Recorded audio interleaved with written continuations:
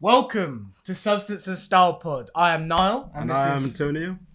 And today, we've got another good episode coming up. We got a lot of things to discuss. So, without further ado, let's get started. So, Antonio, man, what have you been listening to? I've been listening to Given, close friend of the show, and Electricity. Been at every event. Would you have him on in a few weeks, right? Yeah, he's about to come on. He's about to come on soon. He dropped Purple Panther Part 2. Purple Panther is one of his bigger tracks. It is. Dash It with a Dutch producer. Another hype track, and then he's also got a new visual for Born in '98 from his debut longer project, Black Square Theory, and they're all sick. He's just pushing his creativity. Definitely check out Given, GIV3N, and I've also been checking out Kali Uchis. She dropped that Spanish album recently, Sin Miedo, I think. But then Kali Uchis has really been on the roll, man. so talented. One of my favorite modern artists. TikTok's really helped her out, I think. Yeah, TikTok's helped a lot of artists out.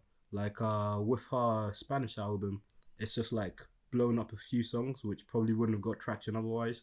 And then Isolation, which she dropped in 2018, is perfectly lockdown music. Yeah, that is honestly, it's it's like bedroom pop in the song, right? Yeah, I love perfect balance. And then final recommendation, something a bit different. I watched I think the podcast is called Stuff You Should Know, but they have a series called Short Stuff, which is just 15 minutes of information. And they had this episode on Black Cowboys. And I knew that Black Cowboys were underrepresented in history, but I didn't realize all these interesting facts and stuff about Black Cowboys. And it brings me back to the Public Enemy, Chuck D lyric about where he disses Elvis and John Wayne. John Wayne, I think John Wayne he acted in loads of cowboy films, but everyone knows he's a douchebag. He's 100%. Really racist against Native Americans shit. But yeah, check that out if you have your time, because it was mad interesting.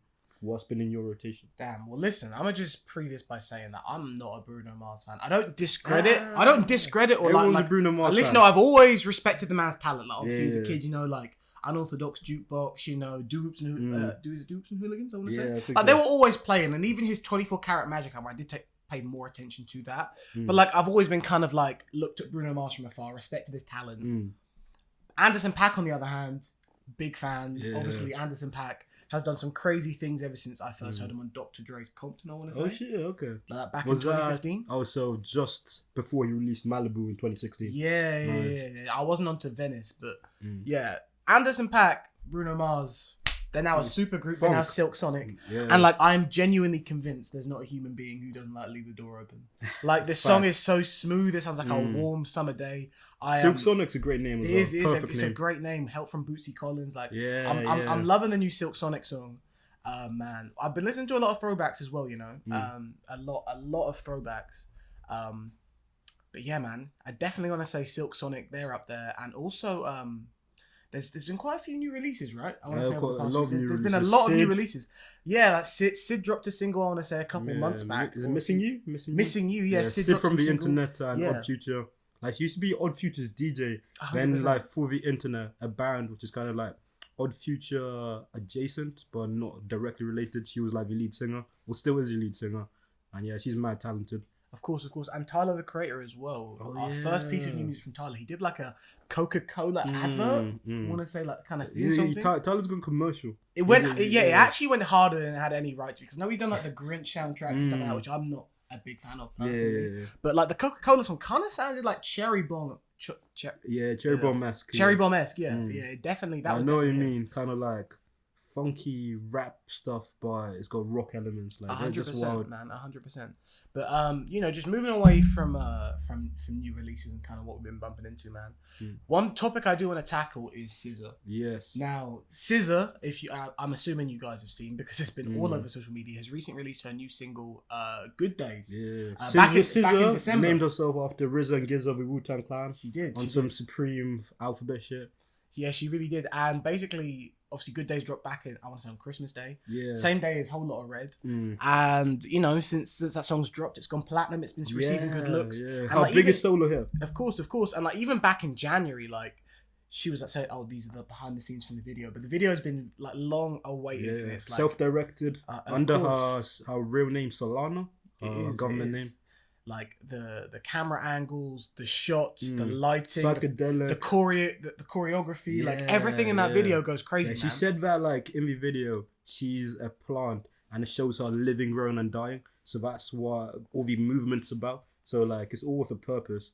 Damn, that's a very SZA-esque video. It is very SZA. If I do say so myself, but I really like. What did you think of the video, man? Did you enjoy it? It was great, and like the way they've pushed the Good Days is so smart. Because just from the song cover, it's like a young SZA with the kind of face tats, Good Days, and the teardrop. Really shareable. The song has so much replay value. She done the medley with Hit Different, where she was like in her bed, like performing an acoustic version of the song, and then she done like I think she done a lyric video as well, and then she drops the actual video, and it's all like culminated into like her biggest single. And 100%. And you say it's because you always mention like, oh, her management's not releasing enough stuff, but the fact she doesn't release enough stuff, when she does release stuff, it gains more traction than it would. Yeah, but that's only post 2018 Black Panther soundtrack. That but the crazy but thing her management got her that. Of course, because back in 2017, Control was a big R&B album. It was a critic darling. The singles performed moderately well. And some people seem like SZA came out of nowhere, but she had been like releasing. She's been at it for a while, like since 2011, 2012 on the mixtape thing. Yeah. But like the craziest thing I think about SZA now is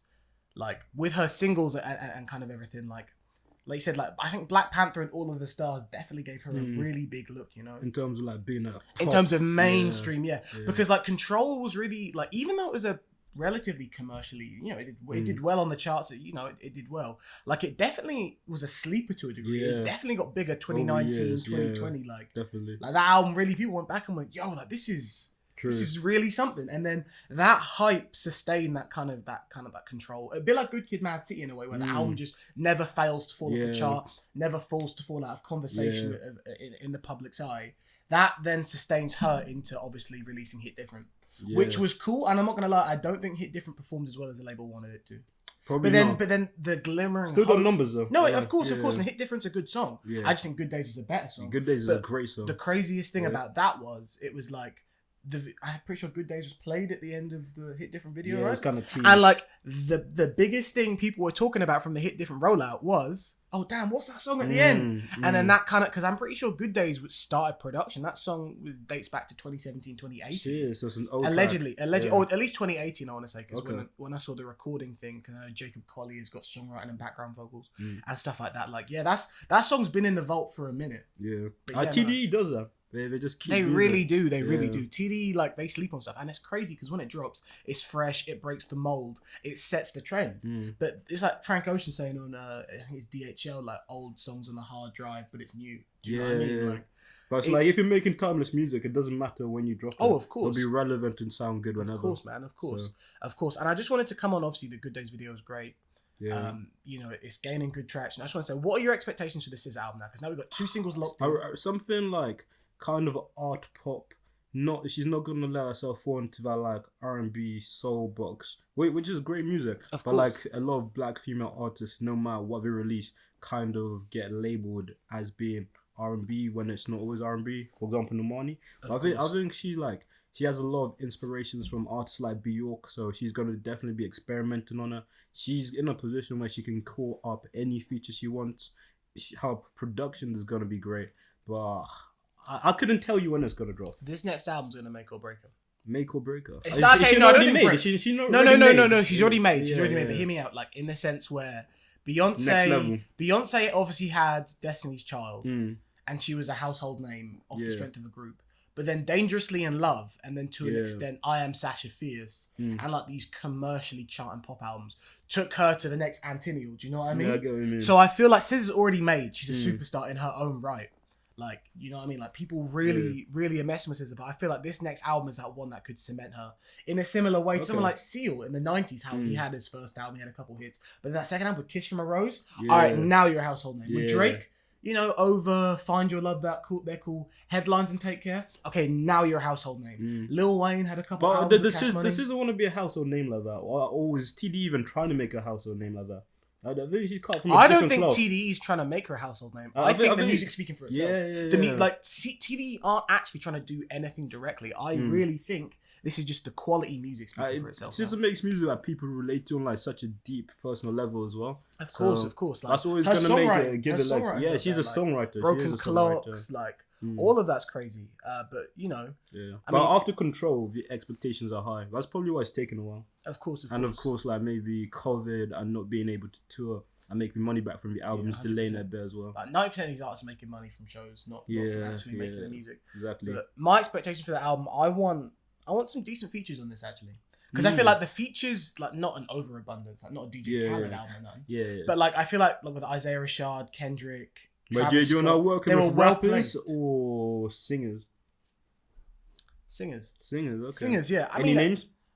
Because Solange. Yo, you put me on the spot right now. You know, off the top of the head, like Solange, like you said, that'd be a nice move. Yeah, that'd be hard. And also, maybe even someone like a Janae. Okay.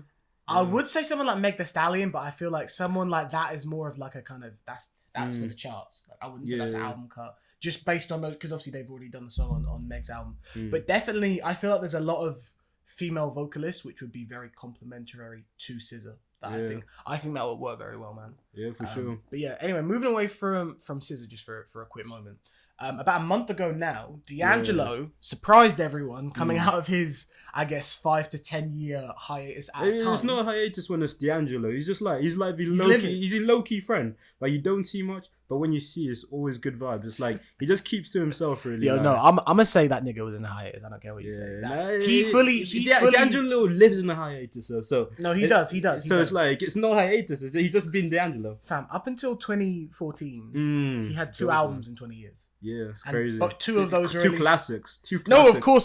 They knocked out he knocked out of the park on both times with Brown Sugar and Voodoo. But I feel like the problem with D'Angelo is he even said after Brown Sugar the only reason he made Voodoo was because he had kids and he had bills to pay and he had writers. He doesn't want to be fame. He doesn't want he's not obsessed with it. Of course. And he's a musician for the art's sake. And he even said going into Voodoo he from 95 when that dropped to 2000. The reason why there was no real music from him other than the odd feature here and there because he had writer's block. He physically could. He thought he put everything into Brown Sugar. He had nothing left. So then he got this newfound motivation having kids. Then going into a Voodoo, I guess he's like, listen, it's not just about the songwriting, which obviously is very important. It's like, I want to make a new sound. Yeah, that's how he went into Voodoo, and then that kind of he's obviously putting the neo soul box, but he doesn't even call himself neo soul. Of course, he's like a funk artist. Like, he really is. With the bass line, he's like Jimi Hendrix meets Prince.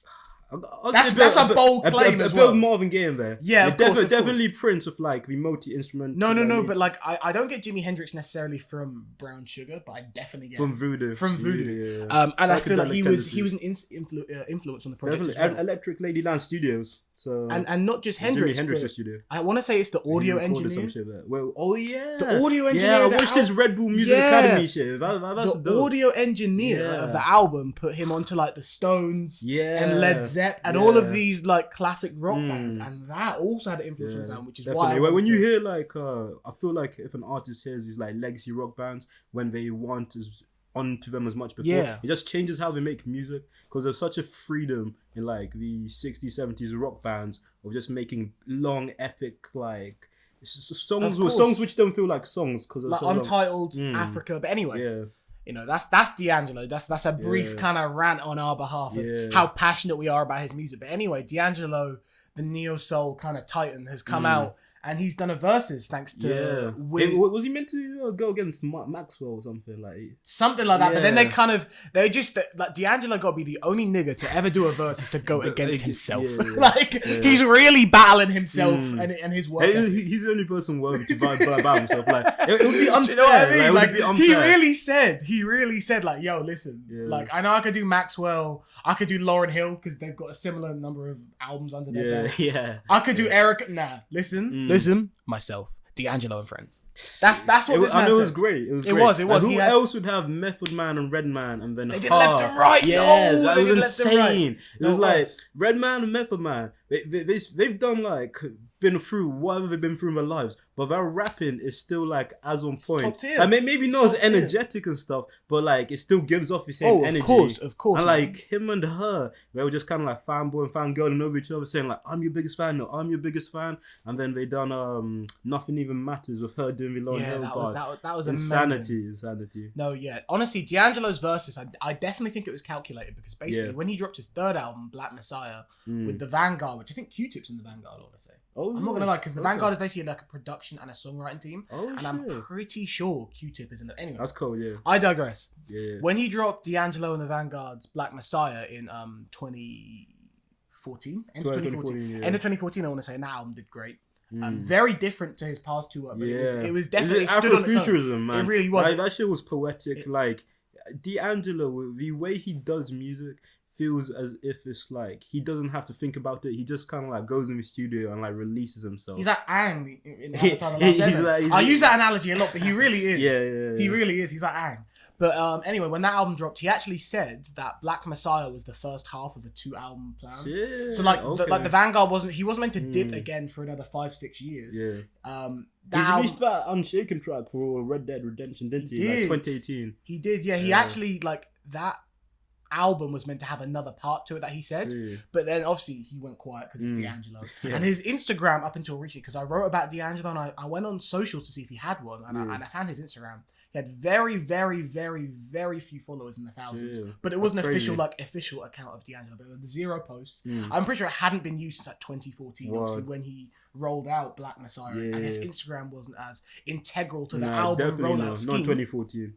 But anyway, going from that, D'Angelo's Instagram gets like unearthed out of nowhere, obviously in wake of this Verzuz. Yeah. And obviously now he's back on social media. He's posting. He's back around. And the news kind of the media outlets are kind of saying that there's a new D'Angelo album rumored, and this is a big deal because when this man drops an album, kind of the whole world stops talking. Definitely.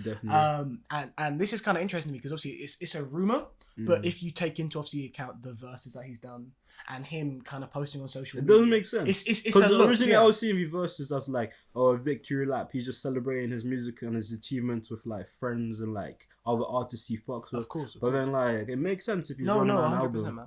Yeah, I'm definitely here for that, and I have no like. It's not like SZA. I have no expectations for a D'Angelo album because every single one is different from the last.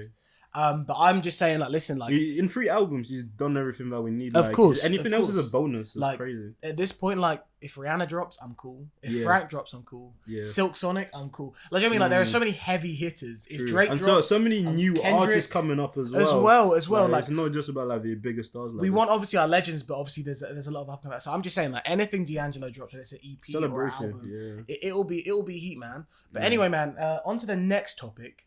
I just wanted to bring up Tierra Whack. Damn, big fan of Tierra Whack. I think you're a bigger fan of her than I am, but I think we both recognize her talent and it's so interesting because like she came up off of like a freestyle video she did when she was 15, 16. Yeah, and that shit blew up and she became a name in Philly.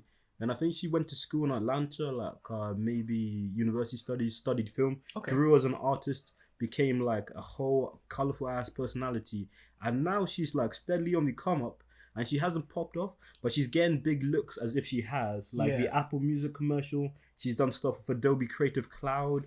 Like her Whack World album is ridiculous. Listen, Whack World is crazy. It's 15 minutes. In length, 15 tracks. Every track is 1 minute. Like every track has a visual as well. Like, and because she studied film, she takes like some visual direction with it. It's kind of like, obviously recently it's been discovered Dr. Seuss was racist, but like she took big inspiration from him like visually, and it works so well. Like everything she does, like cartoon chic, but it's still very tasteful. I don't think there's been an album in the last 50 years like Whack World. Oh no, no, and like she's an individual. Quality, you know what you think about it aside. Like I really like Whack, but there's not been an album in that format, in that style, executed very this well. smart. It's very smart. Ever. It's like if you send someone an album and it's an hour or so long, it's like, oh shit, people. It takes a lot for someone to take an hour of a day, but it's 15 minutes, 15 minutes, and you get perfect taster, and you get so much in there. There's a lot of variety. Do you know what I want to see? If she did, it's like each song's a ringtone. Of course. If she did this much in 15, imagine what she'd do in 30. Yeah, I want to see like full length album, but she's being smart, dropping singles and visuals, just growing and growing. And when she does drop that album, I know it's gonna be something just ridiculously creative mad colourful. She's already got the co-sign from Lauryn Hill, open for her. Got the co-sign from Flying Lotus and Solange, open for Fly Low. And Solange said she's a big fan, so like she's going in the right direction. She really is. And I feel like Tierra Whack, even though she is an up and coming artist, I think she's someone who I'm saying like she's not on the clock. Like honestly, she's got enough looks to sustain her career if she wants to dip for 5 years or whatever. But definitely like eyes are on her for what she does next. So that's kind of I'm pretty sure Tierra Whack's a real name, or at least like Whack is within her actual name. Yeah, so Destiny almost like. And the craziest thing is, I was actually expecting her to drop last year because I remember I think I was saying it was Doja Cat and Tierra. I remember them kind of popping around the same time. They're different artists completely. But obviously they're completely different artists. Like, not to compare Doja Cat to Tierra Whack whatsoever, but they're a part of the same lexical field. Definitely. Like artists where visuals are almost as important as the audio, like. Melody heavy, like of course. And I remember bringing up to you, Antonio, like I want to say like literally early 2020, like yo, like this is gonna be Tierra Whack's year because I'm pretty sure Whack was it 2018 or 2019? 2018. 28. Do you know what I mean? I remember saying like yo 2020, like I'm actually excited to see what she does, and she has dropped obviously a couple singles this year, so I'm guessing this is into a bigger project. So yeah man. But she's like, if you hear in interviews and stuff, she just says like, yo, I only drop when I want to drop. I don't rush my process. So it's literally, you can't tell. Like, no, you can't. But I agree. I do think like this year is going to be when she takes it to that next level. Listen, Tierra Whack finna have the best album of 2024. 2024. And listen, that's fine. That's fine. Yeah, it's like there's certain artists like Frank's, Kendrick's, like you don't rush them. They just they do what they want when 100%. They want because they've got a creative process. Yeah. But anyway, man, pinwheeling away from Tierra Whack just for a brief moment. I wanted to introduce a new segment that me and Antonio have come up with, and Drew, of course. Big shout out to Drew. Hi, Drew. A new segment of ours called "What Happened To." Yeah. So basically, on What Happened To, you know, we'll do this every now and then, and you guys in the comments can tell us what you think of it. But we just wanted to have a brief discussion of artists in the culture, whether it's R&B, hip hop, funk, rap, whatever, and they've kind of disappeared for whatever reason. Because I feel like for black artists, a lot like labels mess them over, and trends. If you like connect yourself so much to trend, it's only ever gonna last so long. Of course, so it gives yourself like an expiry date. So like we just wanted to like go over like a series like What Happened To, where we all bring up like artists in the culture and we'll just kind of see like you know what happened to them. So the two we've got for today, I'll bring up the first one. We've got B.O.B. Yeah. So we got B.O.B. So B.O.B. Bobby Ray. Signed to T.I.'s Grand Hustle label in the mid to late 2000s. Yeah. And he released his first album. You know, did incredibly well on the pop and the rap charts. Yeah. Drew comparisons to Andre 3000. Yeah. Could sing. Never good. Never good being compared to. No, it is. It's actually that's not good. Yeah, the comparison stuff. They both like sing, rap, and from Atlanta. Play the guitar as well. Yeah. And Adventures of Bobby Ray did great. He had some big singles. He put Bruno Mars on with that. What everyone forgets with Nothing on You. And then he also that Magic track as well. Magic. Yeah. He had a song with Janelle Monáe. Yeah, Janelle Monáe. Well, I'm not even going to go into it right now, but Janelle Monáe is a great artist. She's up there too, and I'm excited for her to drop as well. But yeah, Janelle Monáe. He had Eminem on his album. He had Airplanes. He had Paramore.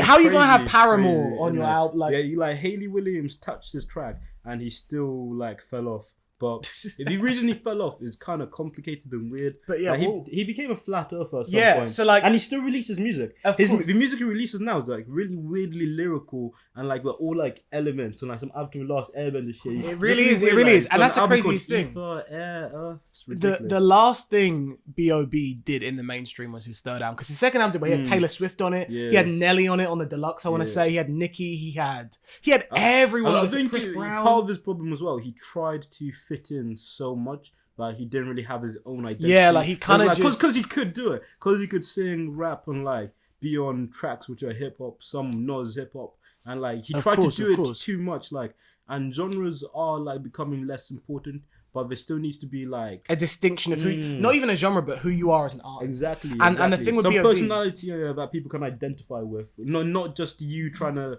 please all these different crowds. The last time this man had a hit, I would say, was Headband with the last hit that he had was Headband with 2 Chainz. Yeah, I was in 2013. That was in like the Ride Along soundtrack, and then literally from there, he started a beef with Neil deGrasse Tyson, and became a flat earther. Yeah, I'm gonna say, well, why is he trying to? He's a rapper. Why is he trying to talk about science to Neil deGrasse Tyson, who just knows so much about science? Like, and like, what are you gonna win? And the crazy thing, I'm pretty sure Neil deGrasse Tyson had a diss track to him because his nephew or someone was a rapper, and like it was just the most cringe-inducing.